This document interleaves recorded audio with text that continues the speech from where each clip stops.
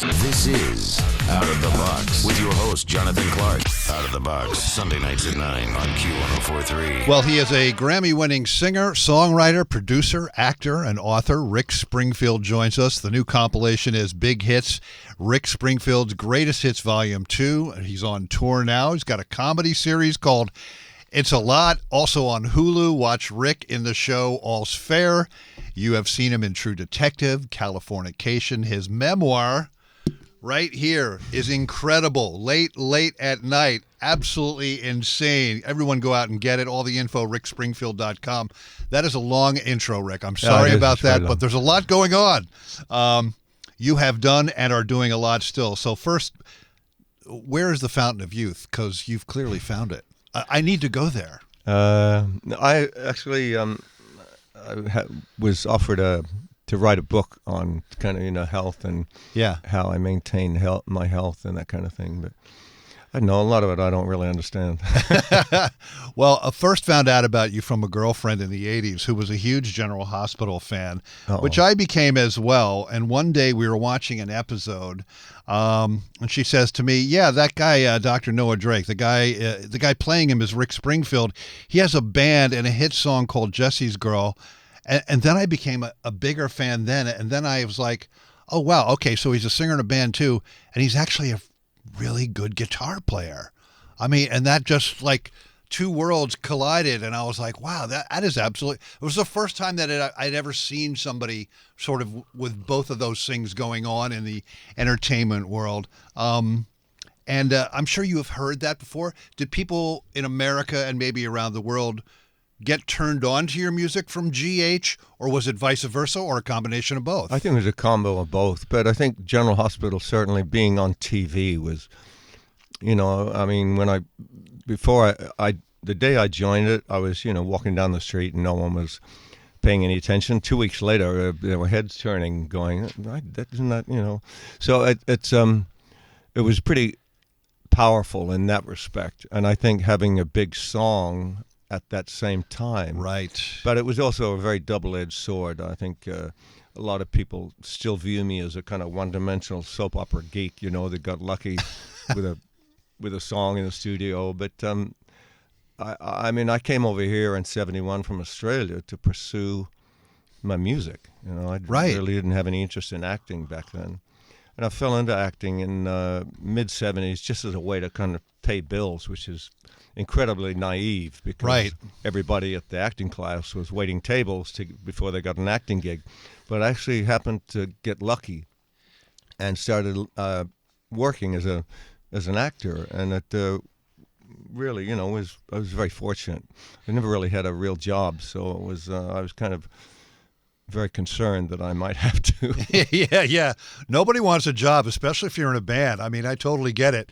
And, you kind of touched on this, that, when you started doing music in the early 70s, Jesse's Girls was like 10 years later. I mean, in General Hospital, and the sort of like, the combining of those two worlds, you'd already put out like 4 albums or something, right? Yeah. And I in Australia, I actually did a podcast with Billy Corgan's podcast. I saw that. Yeah. And he was like just on about this band I was in called Zoot in Australia. That was a big band in Australia, and it was very psychedelic. Now it's viewed as psychedelic kind of rock, right? Yeah, psychedelic rock. Back then, we were just another band in Australia. I mean, we had hits, but now it's kind of it's kind of become this mythical band to a certain group of people because I came over here and did what I've done over here. The bass player formed Little River Band. Huge.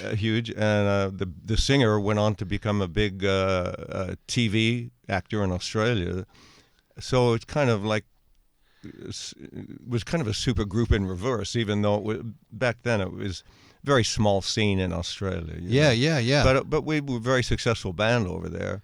And you can still see all that stuff on YouTube. Right. There's I arranged this version of Eleanor Rigby that sounds like kind of Black Sabbath riffs, which I'd never heard Black Sabbath. I got to check that out. Wow. Yeah, look up Zoot Eleanor Rigby on YouTube, and I love the song, and I I imagined it as if Hendrix was playing it. Yeah. And that's why I came up with the triads and the riff. And now looking back on it, it does actually sound quite like a Black Sabbath riff. Yeah. But that was our biggest hit over in Australia.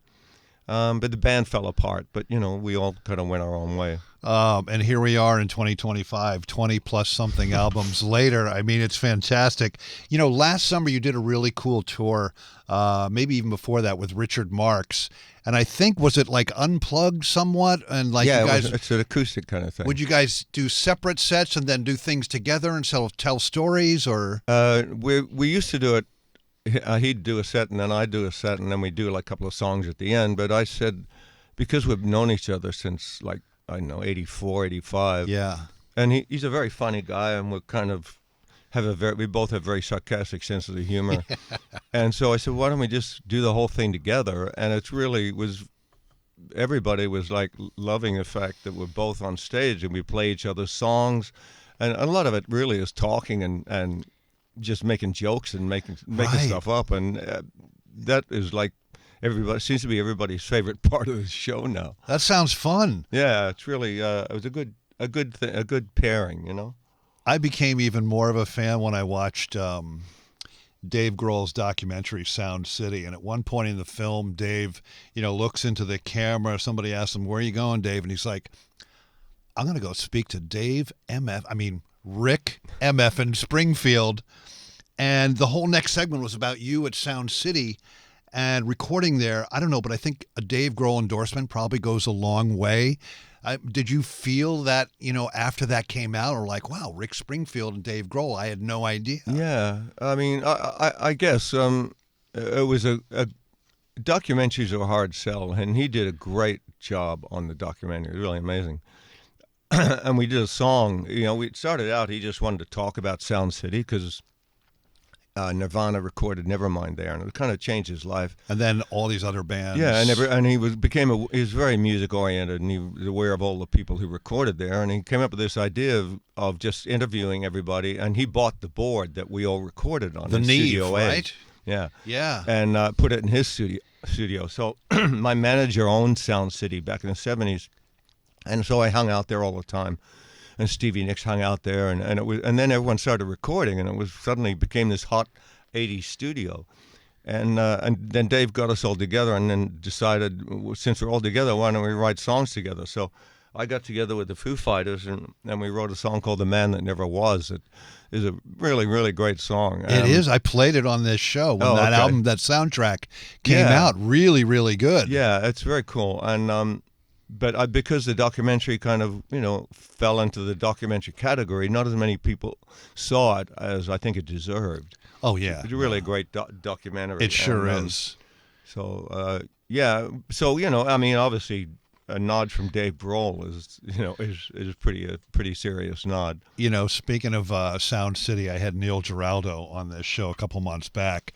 He told me and let me see if I got this right. He told me while he was recording with you on Jesse's Girl, and I guess a couple other songs at Sound City, your dog at the time bit him in the crotch while he was recording. Is that a true story? Yeah. The story has certainly grown over the years, but yeah, Neil was great. I mean, he helped with the whole sound of Jesse's Girl, and I've done everything for you. But my dog Ronnie, who was the dog on the cover of Working Class Dog, the black and white bull terrier with a shirt and tie, and he was a one-man dog, and he didn't like noises, and Neil would be having the amp cranked, and my dog would stand like with his teeth right at Neil's crotch.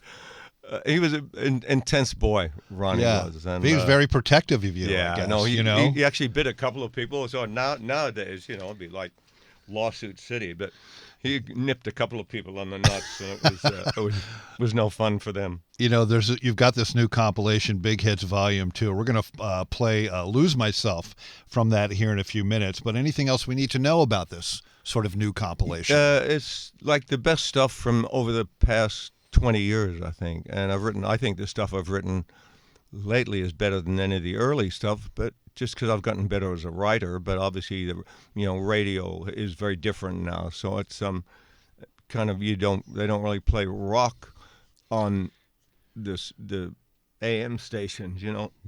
It's really like thankfully there's some stations like you guys that Right. Yeah. play but play the rock, but nobody's really playing rock anymore on the stations that used to play it. It's really only thing that makes a hit record is radio play, but tons of it. Right. And that it seems to be that it's music gone a different way, now. It's a lot different than it was in the 70s. Very different. For sure. I've written some, bunch of songs that I think, were worthy of being played, but there's no, over and over, repeat plays like Right, yeah. AM radio used to be. But, I love to write and I love to record, and I still put out music. I'm writing for a new album now, actually. So Fantastic. it's just something I've always done and I love, and the fact that it became successful is great, but it wasn't the reason that I started to do it. I started to do it because I loved it. Right. It's fantastic. Tell us about All's Fair on Hulu. Oh.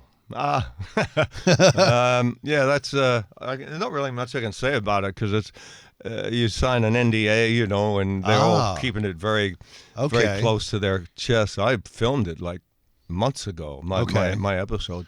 Can we give a brief nutshell that you could talk about, or no? Yeah, I obviously I play a musician, but I mean it's it's an acting gig. It's not a musician gig. It's like the thing with I did with Meryl Streep, Ricky in the Flesh. They were looking for Jonathan Demme. Sorry, I'm getting over a cold here. Jonathan Demme was looking for a guy who could act, but could also really play, and not just get up there and strum chords. And he said he auditioned a bunch of guys that were fine actors, but their guitar chops. He wanted to record the whole thing live, and he wanted a real player who could actually play lead and and knew what he was doing. So I was one of the few that he looked at for that. And I have ADHD. So what was the original question? No, it's totally fine. But you got me on another question because I wanted to ask you, are you interested in seeing films, and did you see films like Bohemian Rhapsody or Rocket Man or, Timothy Chalamet in the Dylan movie last year? Yeah, I saw them all. Bradley Cooper, Lady Gaga, Star is Born. How did you think those films did what we all want them to do? It's the hardest thing in the world to do rock legitimately so that everyone buys it in movies. The Star is Born stuff, I just see great performances, and Lady Gaga's a monster. Completely. She is incredible singer, writer, actor. I mean, she's nailed everything. But it's very writery, and as a musician, stuff that just doesn't happen. They write it for the movie, and I get that. But a Bohemian Rhapsody was a lot. It's still written, but it's a lot truer because there's a real story that it comes from. So you can tell that's more fun to watch for me. I kind of grimace at a lot of the written stuff for musicians, including stuff I've done, that just, I'm a musician and I know how it works. Well, you look at something, you're like, no, that doesn't happen. Yeah, no, I've had to do that, They had me in this outfit for All's Fair, and I'm going, this guy would not dress like that. So I wore something that I wore, Right. But the All's Fair, it's probably going to be a huge show. And, right, yeah. Some great people in it, and it's Ryan Murphy, who slam dunk every time he opens the door. So I was very happy to be part of it. But the writing for musician-y stuff is a tough call. Probably not for everybody, but certainly for a musician. You know, it's easy to call kind of bullshit on it. Yeah, and we got the Springsteen film now, and right. The Bob Dylan one I thought was actually really, was great. Again, it's a real story. It's a story that, they can do whatever they want with it, but it comes from a real story, and great. I thought he was a really good performance. Timothy Chalamet, yeah. Yeah, it's tough because he's such a down dude. Bob Dylan. I mean, he's not very emotive. No, verbally or visually. I mean, everything goes into his writing. Very mysterious, mystical kind of character. character. It just got a little kind of, wow. I'd like to see another color in here. But as a musician, and listen, I play guitar too, and I think, you appreciate when somebody like Timothy Chalamet learns how to play the guitar, listens to the entire Dylan catalog, and really kind of, I mean, obviously, you can tell it's not Dylan, but, I mean... No, I thought he did a great job. He worked really hard. You can tell. I thought he did a great job. I was kind of cringing at first because I'd just seen, what was it, the Willy Wonka thing, where he plays this totally different completely, character. I'm yeah. going, how's this kid going to play? But he really was really good, I thought. He, especially the singing, I thought was I know, yeah. First class. Going back to your memoir, Late at Night, which is a line from Jesse's Girl, it was really cool because, I'm reading it and I felt like it was written the way you speak. And I think that's because you actually wrote the whole thing. Mm-hmm. There was no ghostwriter. No. Right? And I can hear your voice saying the words in the book, Yeah. But I think when I first got the deal, they kind of said, I said, I'd like to write this. I said, don't worry about it. We'll do the heavy lifting. You just talk to a writer into a tape recorder, and and they'll do the writing. So I said, okay, I guess so. So I talked to this writer who was a good writer, and I talked to her for a couple of times, and she sent in the first chapter, and I read it, and I'm going, this could be anybody, really. It said started out late at night in a bar, and I'm playing, cover songs, and it could have been absolutely anybody. So I said, call him up and said, look, I've written 50,000 words already. Would you be interested in reading those? And my editor, who's now a really good friend of mine, Stacy Creamer, she kind of rolled her eyes, and said, yeah, okay, sure, send it, and wanted to let me down easy. And she said she read the whole thing in one sitting on a BlackBerry. She was so intrigued by it and called me up saying, oh my God, you've got a voice, you want you really want you to write the whole thing. Yeah, she's right. Yeah, you really do, and that makes the book much more enjoyable. Yeah, and I went a little, I kind of thought you had to tell the truth in autobiographies. Yeah, which apparently is not always the case, but a lot of people use it as image polishing, and mine is certainly not image polishing. I mean, it's warts and all. So it is. It truly is. Yeah. Richard Marx called me up after he read it and said, "You're either the bravest guy I know, or you're out of your freaking mind." So many amazing stories in it, your life arc in general, your parents, your family, your kids, your pets, your struggles with mental health, your struggles with record companies and managers in the early years. And I saw recently you told a story about meeting Elvis on a plane. Mm-hmm. Tell us that story. Yeah, I just come over from Australia, and it was 1972, 73, and I was having trouble getting a work visa. And so I had to keep flying back to Australia to renew my visitor's visa. And you were flying from London? No, I was flying from here in L.A. Oh, in L.A. Okay, yeah. I mean, I recorded my first album in London, but I was basically living in L.A. Yeah. And I was trying to get a green card, and I eventually got one because my publicist was a good friend of Jerry Lewis, and Jerry Lewis called up someone at the immigration and said, give this kid his green card. So they Fantastic. Did. And it was, thanks to Jerry Lewis, I'm here. But initially I had to keep going back and forward. And I get on the plane, and back then the plane stopped at Hawaii before they went to Australia. Yeah, quick layover, right? Yeah, and I got on the plane. Elvis was sitting in the first class, and I was in the back of the bus. And I went, oh, it's Elvis. I wasn't like a giant fan back then. Now it's like I feel like, wow, I met Jesus. And he did something I've never seen. Now you get on a plane and you see somebody and they got a hood on and glasses and got their head in the book. And Elvis, before the plane landed, he walked back through the whole plane and signed autographs and took photos, and it was very cool. And I was managed at the time by Steve Binder, who was the director of the Elvis comeback special. Yeah. Oh, the '68. Yeah. Yeah, and so when Elvis came to my role, I said, "Hey, Steve Binders manages me," and I know they got along. I've since learned they got along really well, and it was kind of them against the Colonel. The Colonel wanted the Elvis Presley special to be like ugly sweaters and Christmas music and crap like this, and Steve is going, "No, you're a rocker. You know, I want them to." He walked. Actually, Steve tells me a story. He walked into the dressing room when they were like doing the show, and Elvis was sitting around with his buddies just singing, right? And Steve walks in and he goes, "I want to put that on film." And the Colonel goes, "No way, no, it's not going to happen." And Steve pushed it, and it ended up that great segment where he's sitting around with his buddies playing songs. Just jamming, right? Which is the best segment of the whole show. And so they got along really well. And I said to Elvis, you know, Steve's my manager. He goes, "Yeah, I really like Steve." And you could tell, you know, he wasn't just saying that. Yeah. And now I've learned from documentaries and from Steve himself that they really hit it off. You know? Yeah. And Steve took him to a place where everyone was saying, "Why doesn't Elvis go there?" And right. Steve was one of them, and he took him there. You know, fantastic. So it was great, and I had him sign an autograph for my girlfriend in Australia, and stuck it in my little tape recorder that I used to carry with me to write. And the Australian Customs took that, and they stole the autograph. Yeah.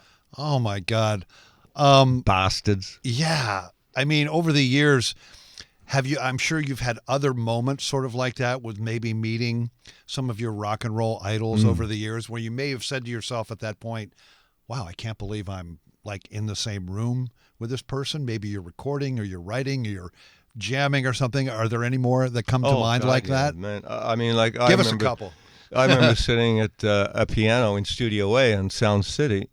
I think it was after like the Grammy Awards, after I won the Grammy, and I'm sitting there, and Little Richard's on the piano, and he's playing this song called "My Name Is Richard, Baby," and he's trying to talk me into record. I'm sitting on the floor by him, and he's singing this song to me, trying to get me to record this song called "My Name Is Richard," and I always thought it was. I always wondered what happened to it, and I recently found a song called "Call My Name" or something like that, and it's that song where he goes, "My name is Richard," and it's friggin' awesome. But I was going, "No, it's not really happening right now," you know. But I was sitting there going, "My God, this is like, to me, you know, Little Richard, and he's like, I mean, he was the kind of foundation of all the kind of rock that I love."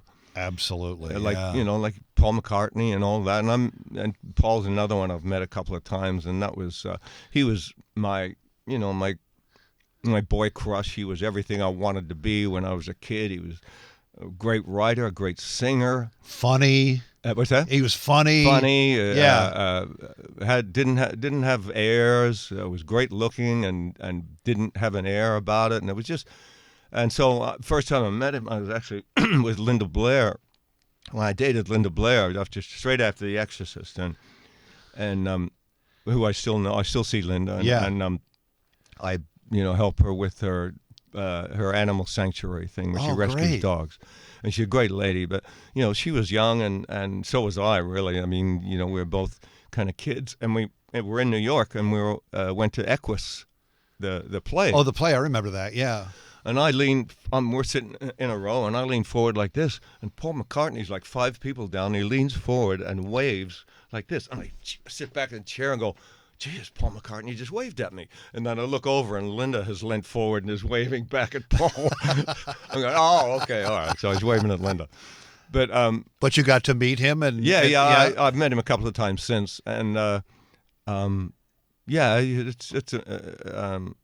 it's amazing, I mean, the first time I really met him, I was like, "Oh my God!" Like I had to really go, "This is really happening." Right. And people say that, like, despite who he is, he's just like a regular dude. Yeah, he is. He's very, he actually, like my wife.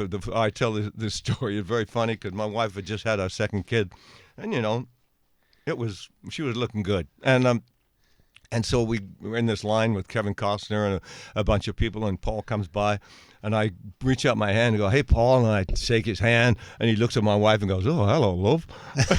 And he goes to my wife, and I'm thinking, "I'm the fan." Yeah, right. What are you doing? I'm the fan. But Linda was Linda Eastman. Linda Eastman was very sweet. She kind of took it over. She said, "Oh, here you're a vegetarian." Yeah. And I wasn't anymore at the time. And I go, "Yes, I am, as a matter of fact." And a great photographer, Linda Eastman, as well. Yeah. Fantastic. Yeah. Now, do you have a rum company with Sammy Hagar or something? Yeah, I do. Beach Bar Rum. Beach Bar Rum. Tell us about that. It happened during COVID. You know, I've known Sammy since I've done everything for you. Yeah, and he wrote that or co-wrote it or something. Or, no, he wrote it, but I covered it, and big hit. Big hit. It was his first like big hit. You know, for him as a writer, and make jokes. He makes jokes that it put his daughters through college and all that kind of stuff. He's a very funny guy, Sammy, and he called up during COVID and said, "I got this rum," because he heard I was looking to do a alcohol thing, Get into the spirits honestly, business, yeah. Everyone's got half a name and wants to do alcohol. But he called me up and I said, he's already had a home run with it. We have the music thing in common. We know each other, so it seemed like a good plan. And so I put in with him on that, and it's great stuff. I mean, there's the Cola Spice is amazing.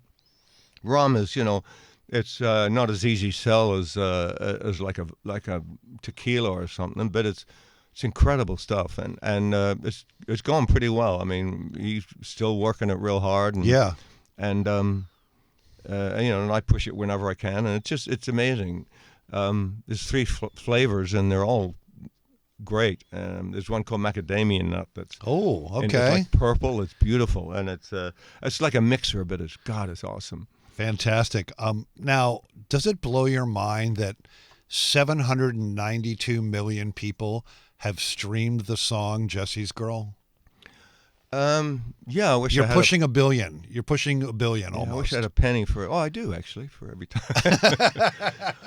Yeah, it's pretty great.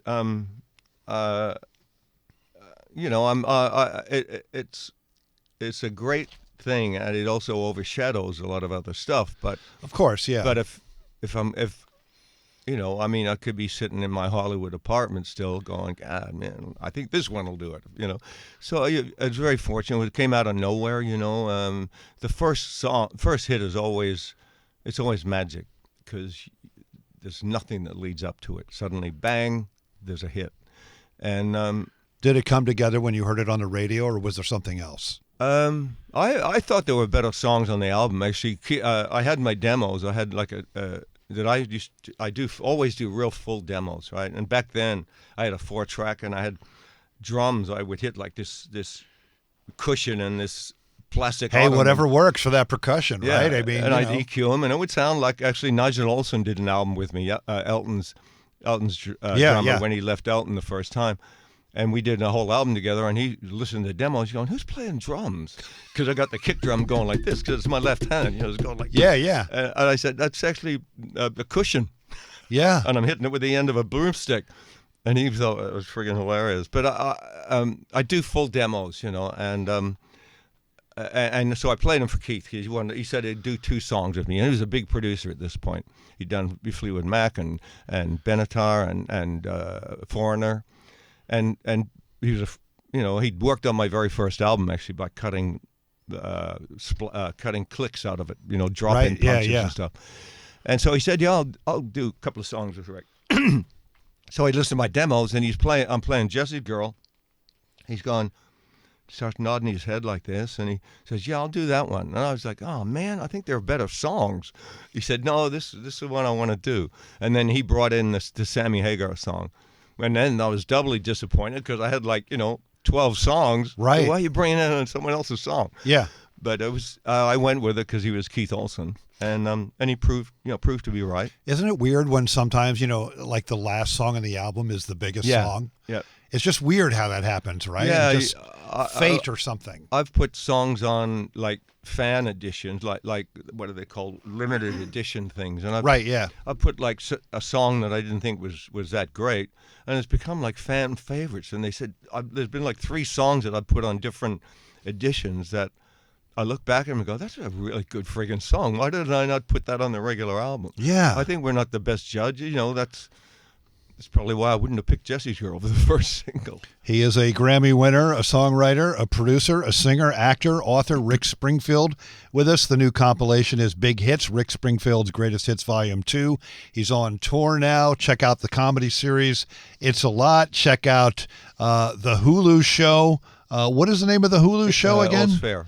All's Fair. We'll check that out on Hulu, and you can get all the info at rickspringfield.com. Rick, thank you so much, man. Yeah, it was fun. This is Out of the Box with your host, Jonathan Clark. Out of the Box, Sunday nights at 9 on Q1043.